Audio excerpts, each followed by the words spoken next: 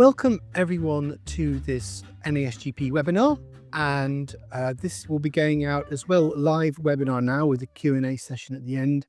It's being recorded, so it will also go out as a podcast and also as a YouTube video, so you can reference back to that.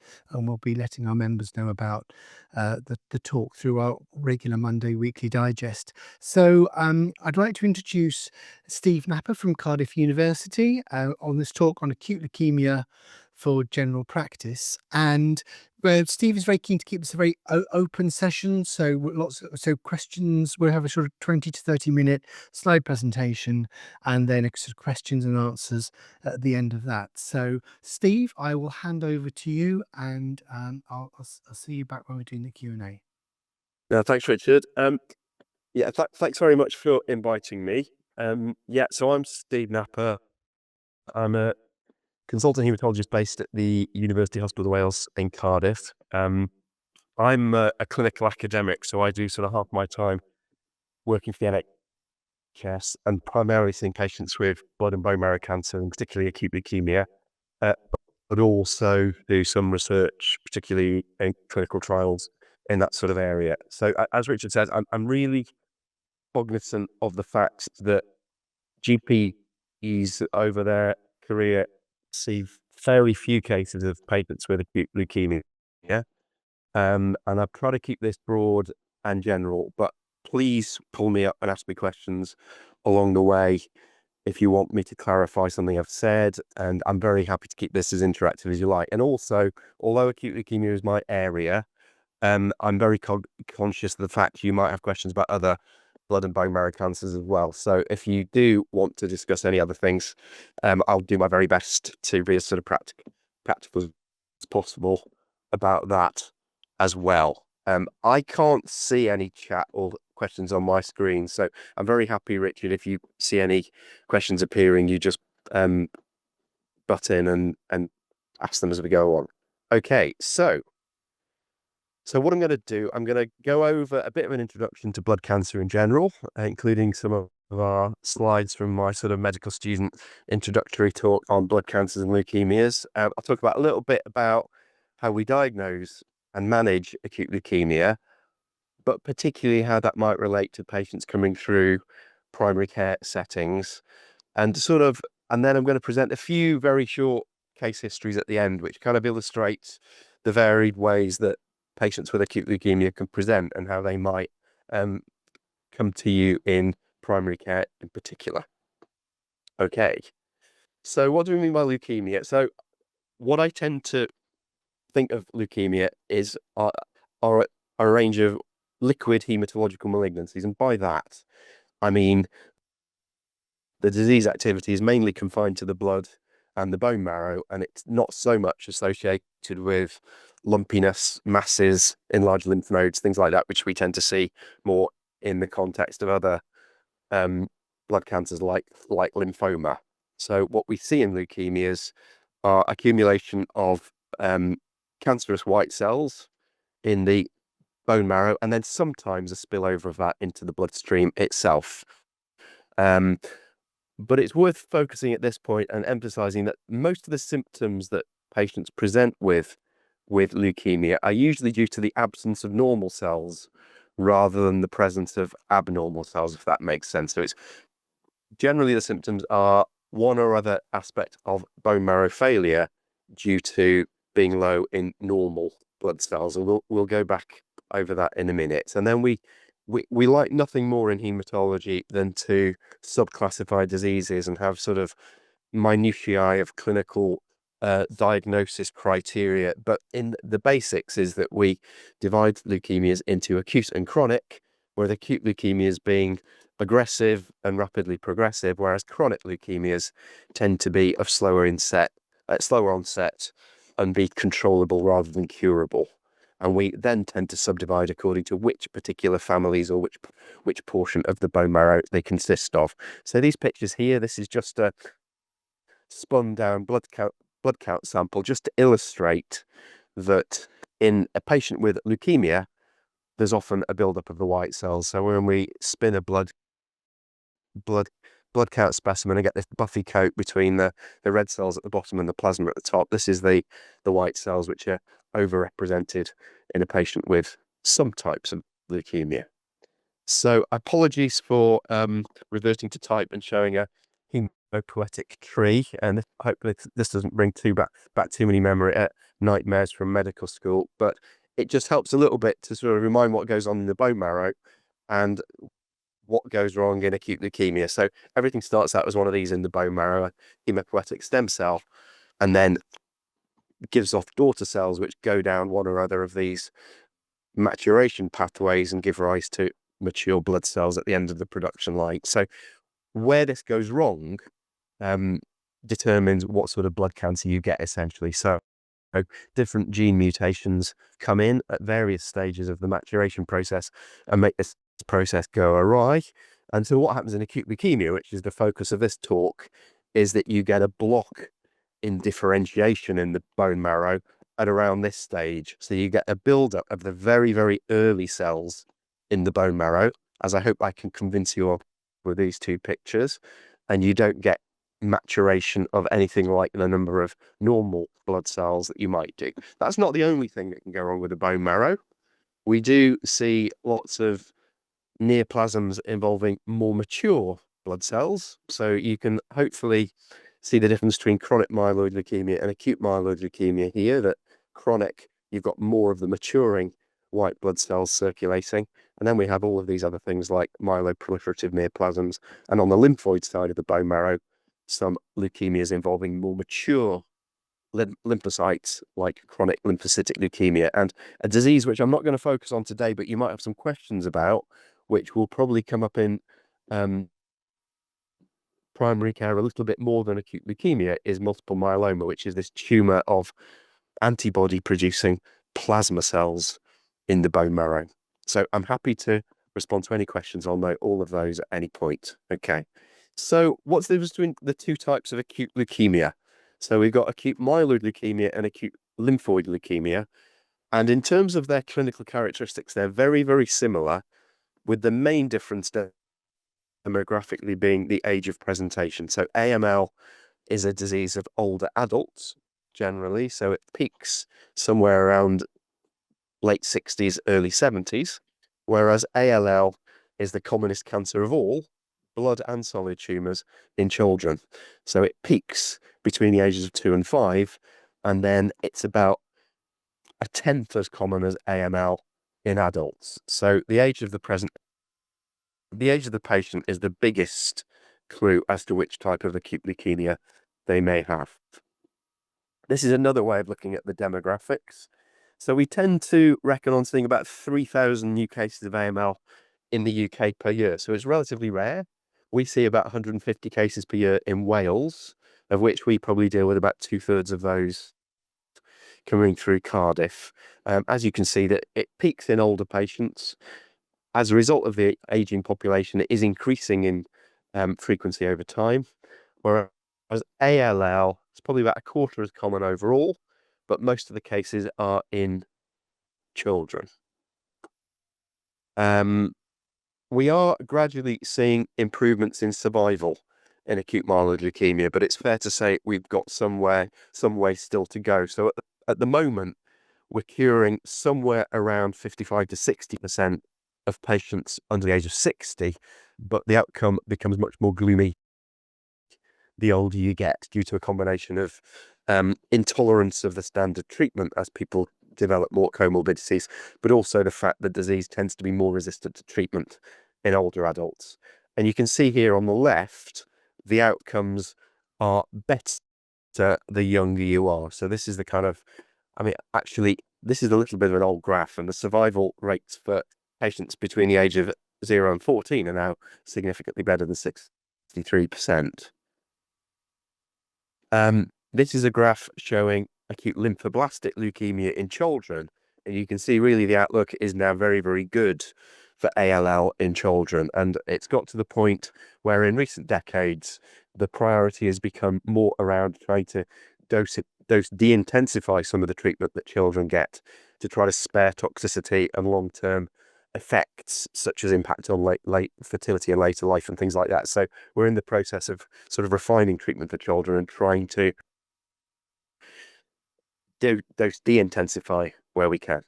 So what about the presentation of acute leukemia? So this is a kind of simplified version of the hemopoietic tree I showed earlier, and it kind of illustrates why patients get the symptoms they do. So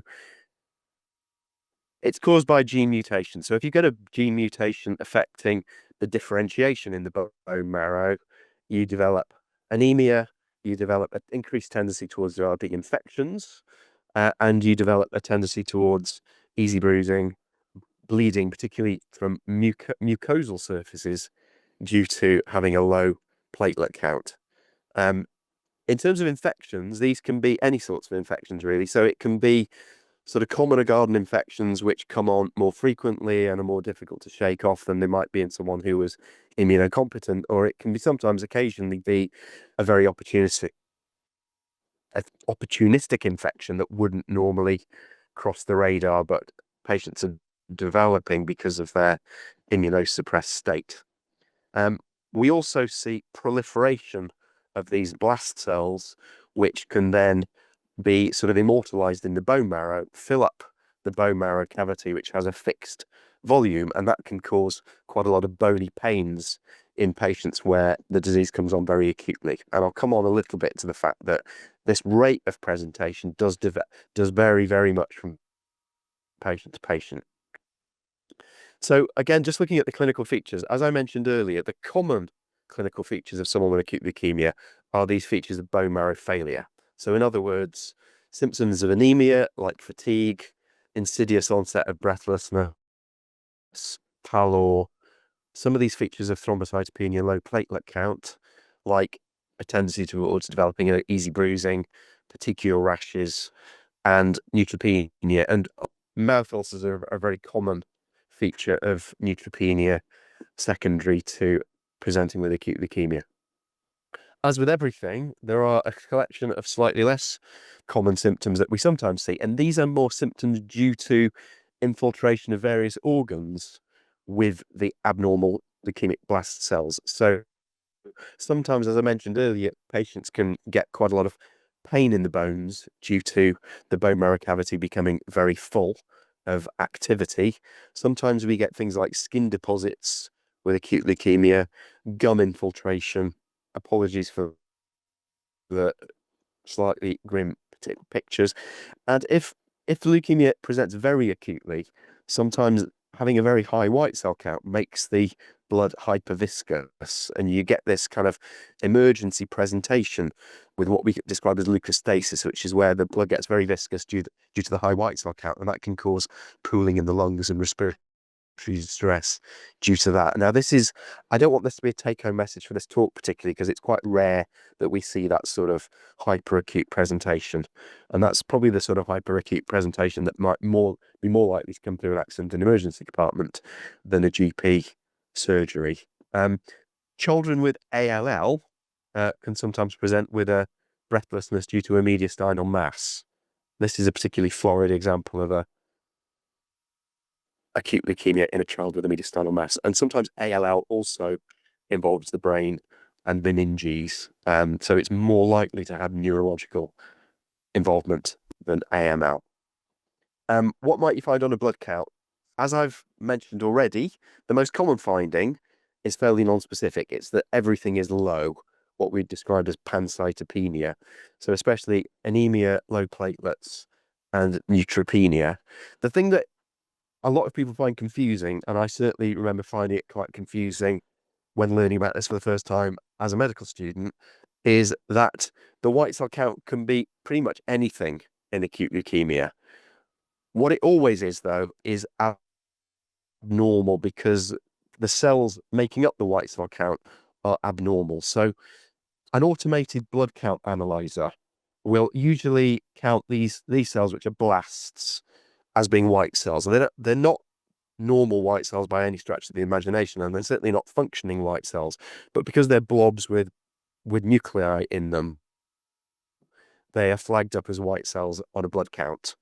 And sometimes the analyzer will make an attempt to try to differentiate them into normal categories of white cells. But as you can see here, it hasn't really got very far with that. So what should happen is that an automated blood count coming through a laboratory will flag up that there's something seriously wrong here, and will flag this up for a blood film to be prepared to then be looked at by a human being in the laboratory, who will spot blasts, and then a chain of events will be set in motion. So that's why the white cell count can be high or low, but they're not proper white cells, if that makes sense. We would then go on to see the patient fairly quickly, and I'll go on to the sort of routes that patients go down to get to us. And the definitive diagnosis is usually made from doing a bone marrow biopsy, which will generally be done on a haematology ward or in a haematology day unit from the back of the iliac crest. We usually take a liquid sample called an aspirate and a solid sample called a trephine, and then do various tests on that, including in the first instance microscopy and looking down the blood, down the microscope at these bone marrow aspirate smears. But often the diagnosis will be pretty clear from just the initial blood film and blood count examination. I'm not going to get into the genetics of acute myeloid leukemia. You will probably be relieved to know, but the reason I put this slide up is to just emphasize how important us doing all the genetic tests on the leukemic cells is, because what genetic subtype of disease the patient has a massive impact in their likely prognosis. So there's this is a sort of historical slide from the UK AML trials group, but it just kind of illustrates that some genetic subgroups may have a predicted overall survival of 81%, whereas others sadly have a predicted overall survival of 3%. And so it's really important that we try to turn around those genetic tests as soon as we can, because for a few reasons. One, so we can discuss prognosis of the patient and decide whether patients need riskier treatments like bone marrow transplants, but also increasingly because we have targeted drugs to use for different genetic subgroups of disease. So, and it also gives us things we can monitor as patients are going through their treatment. So, and again, I'm not going to go into the minutiae of how we treat AML once patients get to hematology, but just to orientate you very generally, when a patient's newly diagnosed with AML, they go through a process of assessments where we really assess their fitness for different modalities of treatment. And broadly speaking, the way we treat patients with AML, and to a degree ALL as well, divides into intensive treatment, which is based around courses of intensive chemotherapy, and non-intensive treatment. And really the treatment philosophy is very different. Intensive treatment is all about really delivering these high toxicity treatments which need a lot of supportive care as patients go through the treatment, but they are ultimately aimed at curing the disease outright. So we get patients into remission, and then we deliver subsequent courses of treatment and sometimes a stem cell transplant or bone marrow transplant to then help prevent the disease coming back in the future. So it's all about kind of short-term pain for long-term gain, and not all patients will be fit for that sort of approach, but most patients under 60 and a significant majority of patients in this age group would go down the intensive route. On the other hand, we have non-intensive, or what we call palliative treatment, where we give cycles of much lower intensive treatment, largely delivered as an outpatient, which is aimed at controlling the disease, trying to improve the bone marrow function, but ultimately knowing that it's not going to be curative. Now, this is kind of where we were about 10 years ago. And again, I'm not going to get into the minutiae, but we've got lots and lots of new drugs, which are in red here, which have kind of arisen through lots of clinical trials and having more targeted treatments that we can give for different genetic subgroups of patients. So we've got a lot more we can offer, but it puts a lot of onus on turning around all these diagnostic tests, diagnosing patients quickly, and getting all these genetic tests done quickly. So I'd be delighted to answer any questions about these types of things, but this is probably, I just want to give you a flavour of kind of what we're about in treating acute leukemia. So coming back to primary care, we realise that this is very, very challenging. And these are some of the quotes that were taken through from a survey that was done in primary care a number of years ago about how blood cancers get diagnosed in primary care. So we know that these are going to be seldom type events. Even myeloma, which is one of the commoner blood and bone marrow cancers, you may see a case only once every 3 years. And therefore, it's very difficult to gain any sort of meaningful experience and develop a caseload of these sorts of patients. And to add to the complexity, presentations can be quite diverse. And as I mentioned already, a lot of the symptoms are quite indistinct, especially if they arise from aspects of bone marrow failure. So we realise it is challenging. I mean, there have been various referral guidance that's been produced for primary care over the years. This is kind of quite old now, but it hasn't really changed substantially in the decades since June 2015. So these are the kind of things which are advised in terms of what you do in primary care. And I mean, you could summarize this in one sentence, really, which is that it all comes down to having a relatively high index of suspicion and doing a blood count, because all of the events which kind of follow on from into diagnosing AML really do come from getting a blood count done. So these are some of the things where it's advised that an urgent blood count should be done. So within 48 hours for very urgent, for some of these features which are associated with bone marrow failure, unexplained bleeding, petechiae bruising, persistent fatigue, which I realise is probably something which you're seeing quite a lot in primary care. And then there are one or two extra things that were written for children and young people, where it's perceived that there are less likelihood of presenting with these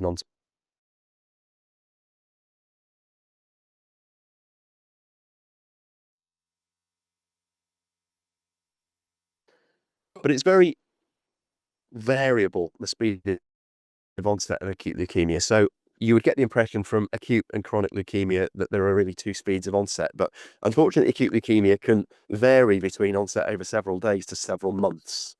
And a significant proportion of cases are going to continue to present as emergencies, however we do it, I think. But it's probably fair to say a greater number of the very acute presentations are in children and young adults, whereas older patients, say from 50 up, tend to present with a more sort of insidious onset of bone marrow failure. So it's probably the older ones that are more likely to be picked up through routine blood counts done in primary care, where there's perhaps a lower index of suspicion. So this is what I'm saying in this final bullet point here. So in older patients, AML is more likely to evolve over months rather than days or weeks.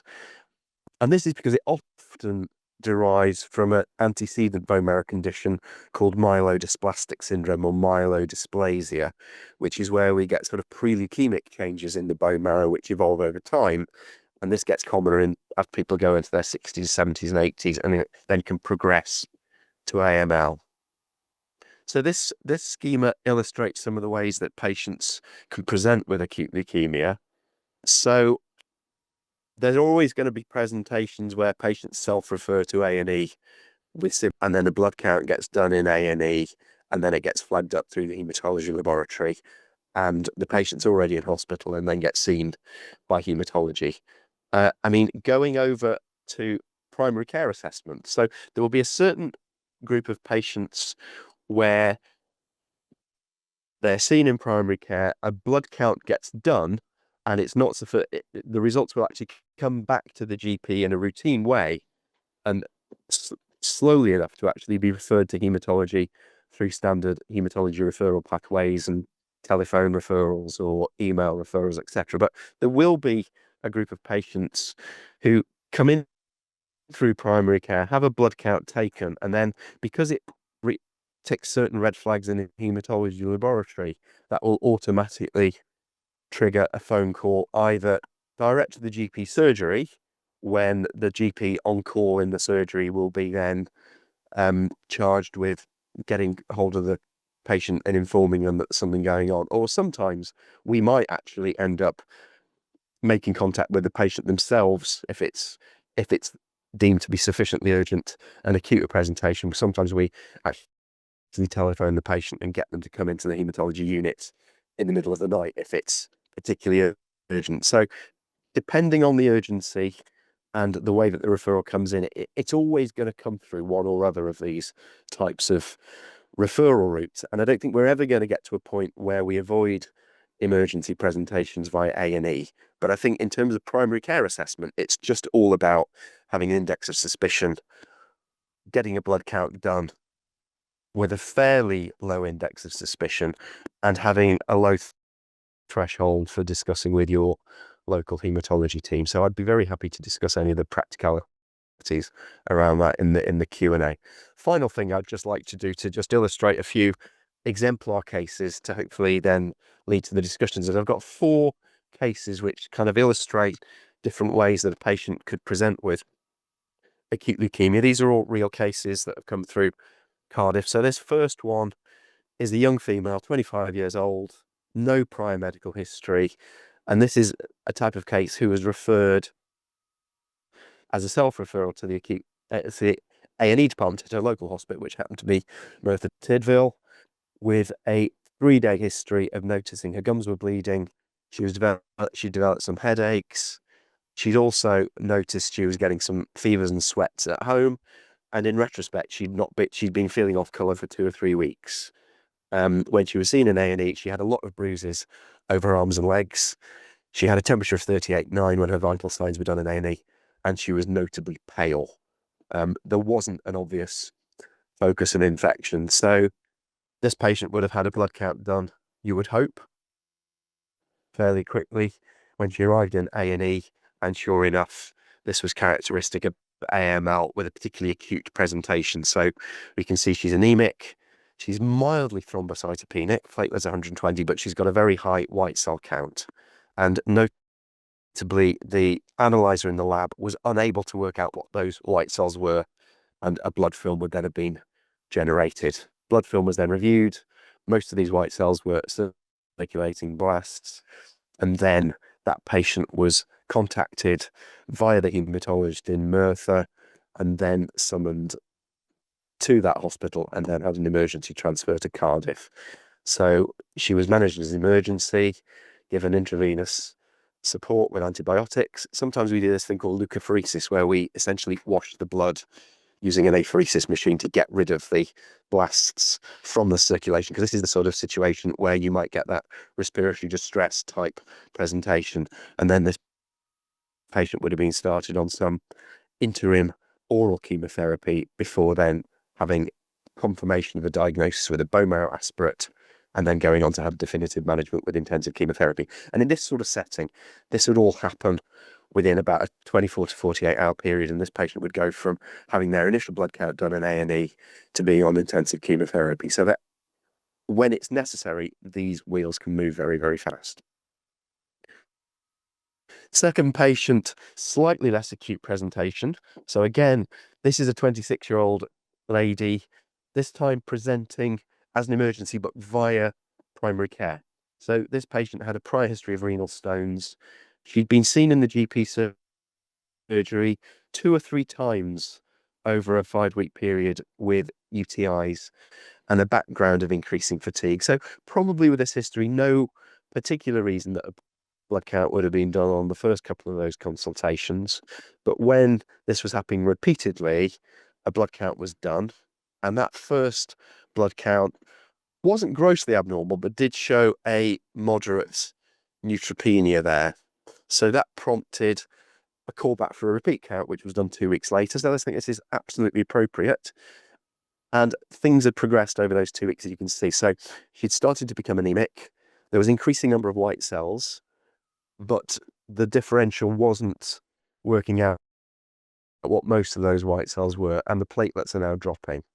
So that prompted the consultant haematologist, this was a local Cardiff patient, to look at a blood film and see that there were circulating blasts in the blood, which should never really be there in normal situation. And so this patient was then summoned directly by haematology to come to the haematology day unit in Cardiff. Now, this would have been probably a call to the GP surgery itself if it was within working hours, although the patient may be contacted out of hours by us if that was outside normal working hours. This patient actually had, when they were seen, some focal neurological signs, and it turned out that this patient actually had acute lymphoblastic leukemia. This was one of the 1 in 10 adults with acute leukemia where it was lymphoblastic. And if you remember me saying, that is more likely to have neurological features. And sure enough, when this patient had a lumbar puncture done, we also found the circulating disease in the spinal fluid. So this patient would have been admitted and then again also started fairly quickly, given her previous good fitness, on definitive treatment with intensive chemotherapy. Third patient, again, this is going again to a slightly more subacute presentation. In fact, a much more subacute presentation. So this is a older man, 70, with not much in the way of past medical history, treated hypertension. And this time, the blood count was only done as part of general bloods that were being done as part of a MOT type monitoring of 70-year-old with on an antihypertensive treatment. And the first blood count he had, again, just showed a very mild neutropenia. I mean, I guess that hemoglobin might be just outside the normal range for a male, but nothing very dramatic there. So again, appropriately, this patient just was called back for a repeat, and that was done 3 months later. By 3 months later, it was much more evident that there was something wrong. So by that point, the patient was significantly anemic, although not catastrophically anemic, and the neutrophil count had deepened, and that was sufficient to warrant a referral letter. I can't remember whether this was discussed through the sort of telephone advice system, but this was an urgent referral to haematology, which we would have prioritized as urgent based on the depth of the neutropenia. So that patient would have been seen as an urgent suspected cancer patient within 14 days, by which time the cytopenias had deepened even more. Even then, there wasn't any definitive evidence of circulating disease in the peripheral blood, as had been seen on those previous 2 patients, but they went on to have a bone marrow biopsy done. This was another 11 days down the line, which then confirmed the presence of enough of these blast cells for us to be able to make a diagnosis of acute myeloid leukemia. So this is one of these examples of an older patient where it's come on much more or much less acutely against a background of probable prior myelodysplasia. So that patient, this is the sort of age group where we're much hotter on trying to assess fitness to see whether the patient is suitable for definitive intensive treatment or not. In this case, the patient had a echo scan, confirmed that their heart was working well, and we then went on to admit them electively for intensive chemotherapy. So all of these options are open to patients aged 70 and above, but we just have to be a little bit careful which patients we put through these high-risk treatments. And then a final case, which is just to illustrate a slightly different presentation with acute leukemia that might just be worth flagging up as a real emergency presentation, which could conceivably come through general practice. So this is a 42-year-old female, previously very fit. This was a presentation to one of our GP colleagues in far west Wales, with a fairly non-specific history of fatigue. But when she had a history taken in primary care, she also mentioned some gum bleeding, and in fact she'd had 2 or 3 nosebleeds recently, and the most recent period was particularly heavy. So these are things which could slip by unless they were asked about on questioning. So this was a good spot, I think, in primary care. And when she had an emergency blood count done in primary care, it was very abnormal. So she had a very low white cell count. She had a low platelet count. This flagged up as very abnormal in the local hospital when the blood count came through the haematology lab. And it was flagged up as having these very abnormal appearances, which are characteristic of this subtype of acute myeloid leukemia called acute promyelocytic leukemia, which is a subtype which is associated with a particular tendency to severe and potentially life-threatening early hemorrhagic complications.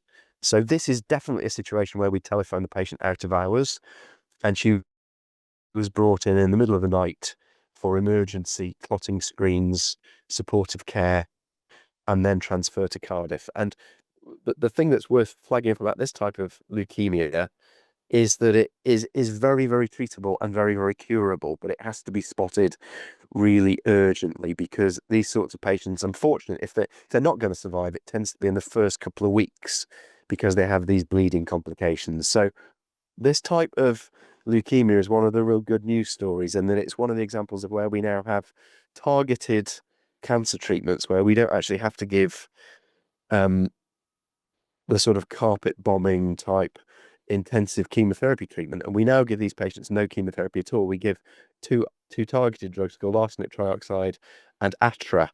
And these are the patients that have the 81% long-term survival. So have to be picked up early, or else something like this happens, an intracerebral hemorrhage due to disseminated intravascular coagulation. So this is one we're really hot on picking up quickly. But again, it gets picked up if a blood count is done with a fairly low index of suspicion. So I'm going to stop there. I've probably bored you with too much information about acute leukemia, and I'd be very happy to respond to any questions. Steve, thanks so much. That was really, really interesting.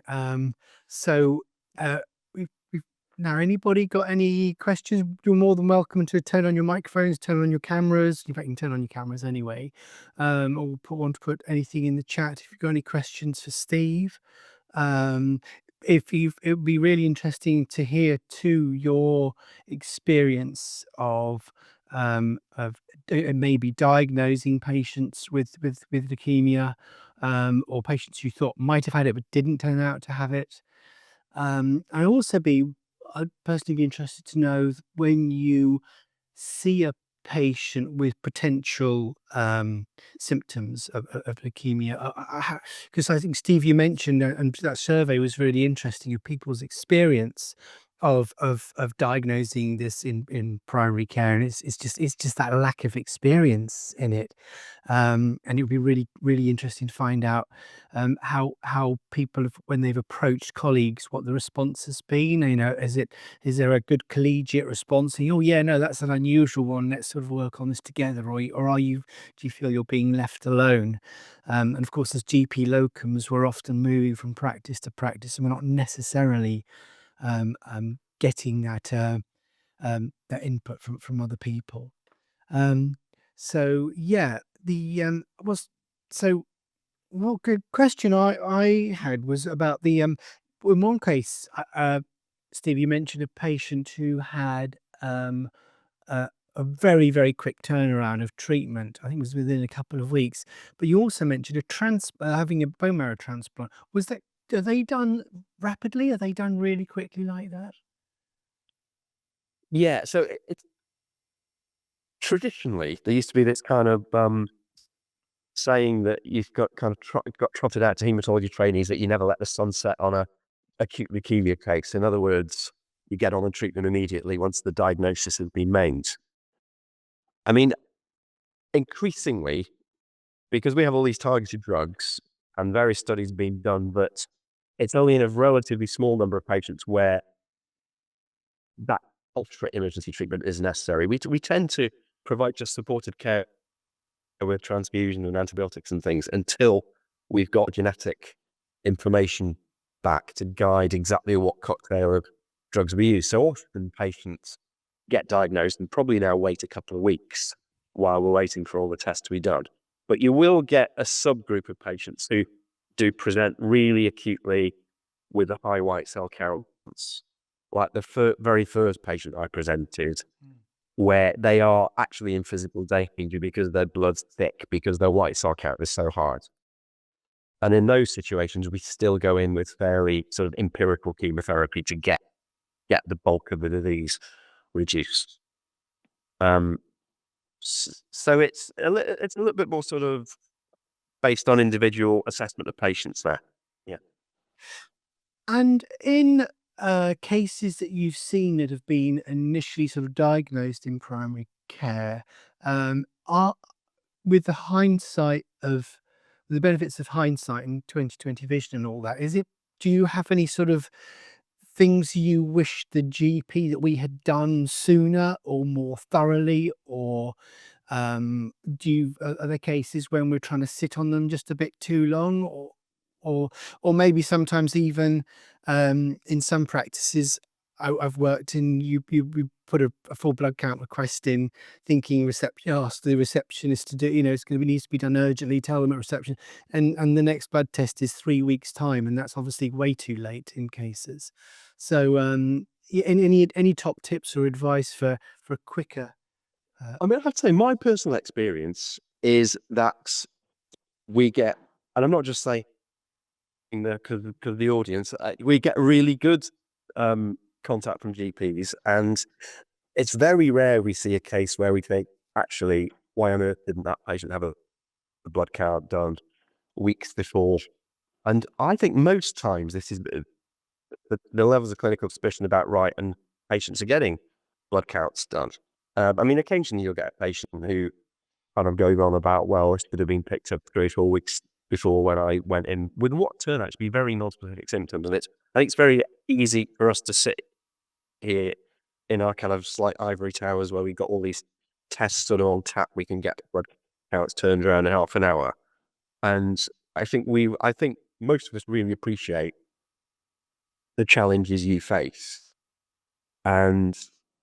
But I guess the good thing about acute leukemia and a lot of these hematological cancers, not all of them, but a lot of them, is that a blood count is all that is necessary to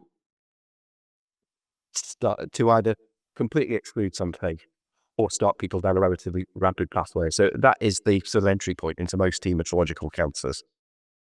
But my suspicions are usually it's getting asked for appropriately. yeah. Yeah.